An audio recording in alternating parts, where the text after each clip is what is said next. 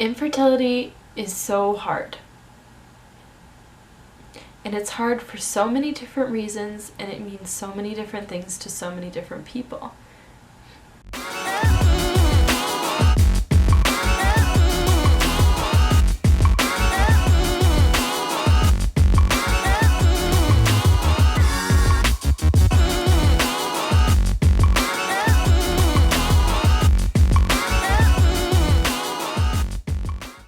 Hi guys, and welcome back to our channel. So I want to start off this video with just thanking everybody for all the support and kind words with our last results. And you know, it means so much to us to see such positivity and, you know, all that kindness. It really helps us get through those hard times. So I thought I needed to make a video and kind of let you guys know where we are at and how we are moving forward. So we have actually decided to take a break, and I know you might be thinking you've only done 2 IUIs, like why do you need a break? That's silly, but it's because our clinic only allows us to do 3 IUIs in a row anyways because of the Clomid. They want you to then take a 2-month break before you do another set of 3. So we are coming up on a break anyways, and that only gives us this 1 month that we are able to try anyways. But we do have kind of an opportunity that has arisen. We told you before about going to Mexico for spring break. So this is actually a trip that my in-laws, so Caleb's parents, have planned for us. They are so gracious enough to give this as a gift for us for Caleb's graduating, for him finishing his degree. So we're all going together, and it was just kind of one of those things that you don't really want to pass up. And it's come in a time where we're feeling down on ourselves, we're having a little bit of a hard time, and it sounds good. It sounds like something we can look forward to and something that we can do. So going with that, thankfully some of our subscribers have actually let me know about the Zika virus that's out there and how that will affect trying to have a baby. So obviously I did my research and everything, and I've decided I don't want to have any sort of risk of being pregnant and going to Mexico and contracting that. So we had to kind of decide, do we try again for 1 more month, or should we go? And so I guess the negative results of last IUI kind of made me think, like, maybe we should just go. Maybe that's the right thing for us to do right now. And I don't think we'll regret it, because it'll be, you know, a few days in the sun, we'll have something to, you know, be enjoying ourselves and all of that. So we have decided that we are going to do that. We're going to take a break, and we are going to kind of try to enjoy ourselves a little bit. So the other reason why I wanted to film today is because I wanted to share some of my kind of true and honest emotions about this whole infertility journey and about where we are right now. So a little backstory, if you haven't been following me for very long, you might not know, but we did do a round of IVF in May, and we used Caleb's specimens, if you want to call it, and it was very unsuccessful. So our embryos did not mature properly. They were very low quality. We didn't get any to freeze.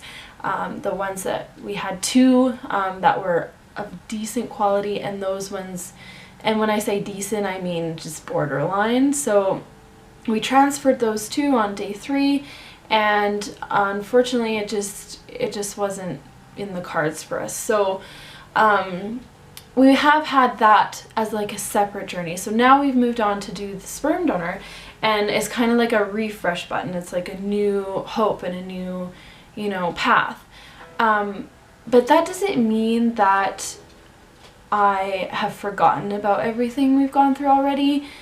I'm gonna get emotional. I constantly am thinking about, you know, these trials that we've had and just like how it's piling on one after the other. And so when we do have a negative result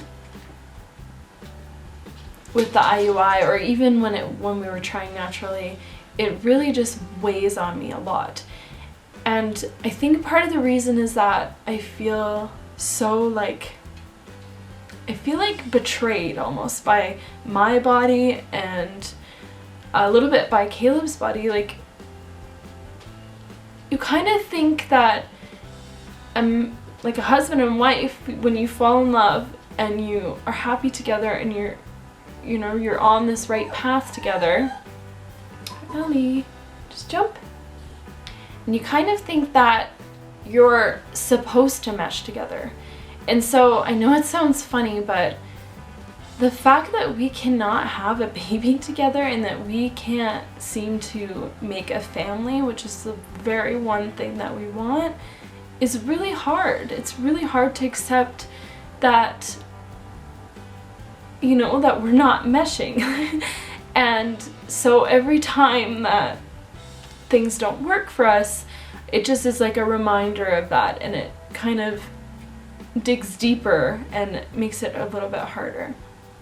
The other thing that I have been feeling a lot lately is just kind of like an overall exhaustion. Like, I don't know how to explain it other than I'm just getting really tired of everything. It feels like I'm doing the same things. I'm trying to put all this effort and energy into creating this vision I have for us and making a family, and it's just not working, and it just is taking forever, and all of these things are pushing back against me, and it's just like I'm physically exhausted. And so that can just be such a huge toll on me and on Caleb, because he's trying to be supportive and trying to be there for me, but there are times where I just don't feel happy. I just don't feel well. And that's just kind of a part of infertility, and that's, it's reasonable and it's acceptable and it makes sense. And I'm not ashamed of it. And that's why I'm talking to you guys about it, because I don't want anyone else out there who feels that way as well to feel ashamed, because I believe that it is normal. Regardless of that, it's frustrating. It's really, really hard, and it's hard to sometimes try to remain positive and to, seem like you have things put together when sometimes you just don't. And it's becoming harder and harder because I'm starting to, lose faith a little bit in my own journey, and the fact that I'm not really that sure of when or, if I am going to realize that dream. And that dream, like, it might mean right now to me even being a mother at all, but it also could mean my dream of how many children I want, or my dream of having children at a younger age. There's so many things that go into this dream that it's not simple. It's not just you'll get there and it'll happen one day. It's now I'm having to kind of sacrifice all of these aspects of this dream that I did want and I wanted for myself, but now I'm realizing that aren't possible. And that's a hard thing to grasp, because I feel like us as women and us as human beings deserve to have a dream and deserve to fulfill it. I don't think it's fair that, we have to sacrifice so much, and it's hard to accept, I guess. So on that note, one of the biggest things we hear a lot is that we are young and that we have a lot of time. And by no means am I ungrateful for my situation, because I know that there are others out there who don't have a lot of time, and I can only imagine how much stress that is and how difficult that is to come to terms with. But it's different, because Caleb and I want to be a young family. You know what I mean? We want to start young. We want to grow with our children. We want to, have as much time as possible to get to know our kids and to love our kids and to be together as a family. And that is our dream. That is what we want. And so the more time that goes by, the scarier it is, because we're realizing that that might not happen. And obviously we know that even if it happens 10 years or 15 years down the road, we're still going to be grateful and thankful for it. Then it's just hard to kind of give up on what we had thought for ourselves. You know what I mean? Like, I just feel like we shouldn't have to give up that.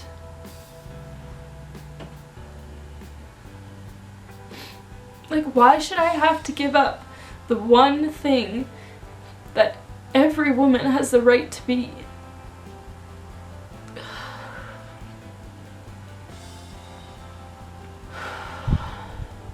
Infertility is so hard. And it's hard for so many different reasons, and it means so many different things to so many different people. We all have like our own story. We all have our own journey. So I'm always interested to hear your stories and to hear what it took for you to become a family, or how you are progressing so far in your journey. Things like that, they really inspire me, you know, to keep going and to just feel like I'm a part of something bigger. And that has been a huge, huge help.